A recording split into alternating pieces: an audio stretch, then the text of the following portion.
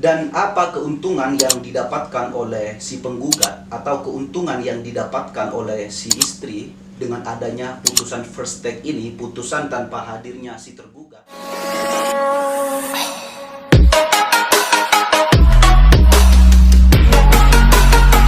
Assalamualaikum warahmatullahi taala wabarakatuh.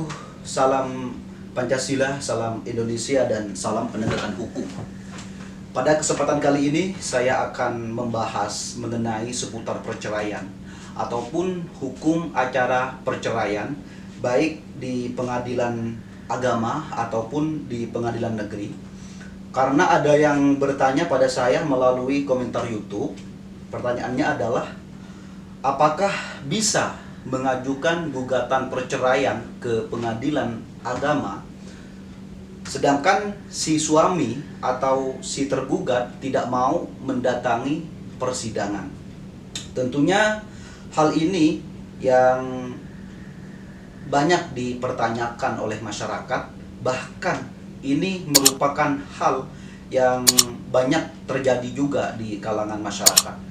Dan pada video ini saya akan membahas dan akan menjawab permasalahan tersebut. Tentunya seperti biasa, apabila video ini bermanfaat, jangan lupa like, comment, share, and subscribe untuk mendapatkan video-video terbaru dari Gus Iman Official.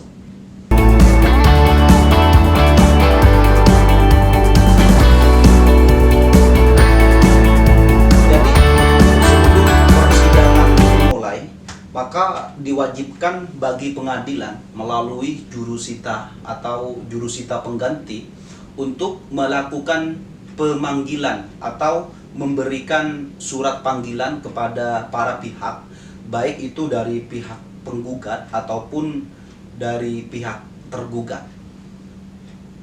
Dan dalam hal memberikan surat panggilan ini yang diberikan oleh jurusita harus diberikan langsung kepada pihak yang bersangkutan, diberikan langsung kepada penggugat, diberikan langsung kepada si tergugat.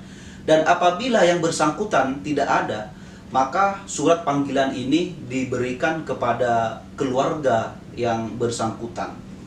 Dan apabila jurusita sudah mendatangi alamatnya tetapi yang bersangkutan tidak ada, atau yang bersangkutan lagi keluar kota, maka surat panggilan tersebut dititipkan kepada kepala desa ataupun dititipkan kepada lurah setempat.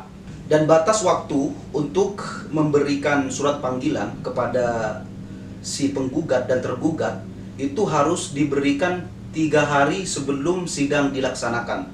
Jadi pengadilan itu tidak boleh memberikan surat panggilan kepada tergugat ataupun kepada si penggugat sebelum 2 hari sebelum dilangsungkan persidangan.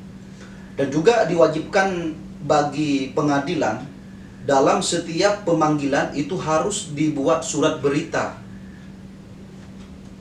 Tujuannya sebagai bukti bahwa si penggugat dan tergugat memang sudah dipanggil secara sah dan patut oleh pengadilan.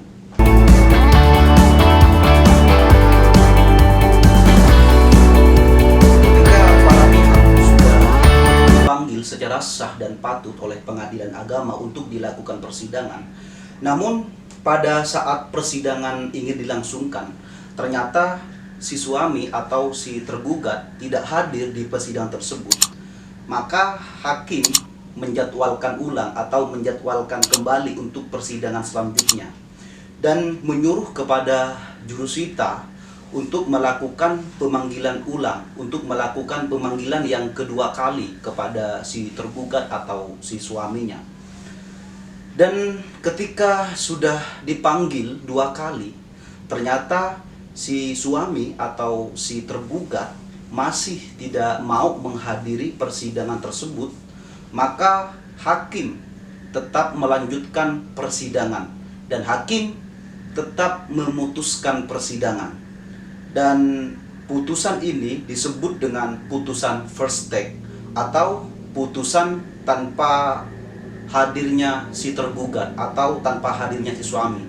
Jadi ketika suami sudah dipanggil 1 kali, dipanggil 2 kali, tidak menghadiri acara persidangan, maka hakim berhak untuk memutuskan persidangan tersebut. Dan putusannya disebut dengan putusan first take. Jadi putusan first take ini adalah putusan hakim tanpa hadirnya si tergugat atau tanpa hadirnya si suami. Dan apa keuntungan yang didapatkan oleh si penggugat atau keuntungan yang didapatkan oleh si istri dengan adanya putusan first take ini, putusan tanpa hadirnya si tergugat? Maka keuntungan yang didapatkan oleh si istri atau si penggugat adalah acara persidangan tersebut berjalan dengan mudah, berjalan dengan cepat tanpa adanya bantahan dari si tergugat.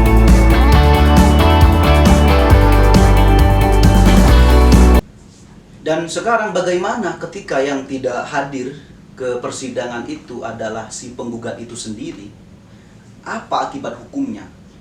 Jadi ketika yang tidak hadir ke persidangan itu adalah si penggugat itu sendiri, maka akibat hukumnya adalah pertama, gugatan yang diajukan ke pengadilan itu dianggap gugur. Dan yang kedua, semua biaya administrasi itu ditanggung oleh si penggugat atau si istri. Dan yang ketiga, dinilai oleh hakim bahwa gugatan yang diajukan ke pengadilan itu tidak sungguh-sungguh dan bermain-main. Dan yang keempat, ketika si penggugat atau si istri ingin mengajukan gugatan kembali, maka dia harus mendaftar dari awal, harus membayar administrasi lagi. Mungkin itu yang dapat kami sampaikan. Billahi taufiq wal hidayah. Wassalamualaikum warahmatullahi wabarakatuh. Jangan lupa like, comment, share, and subscribe untuk mendapatkan video terbaru dari Gus Iman Official.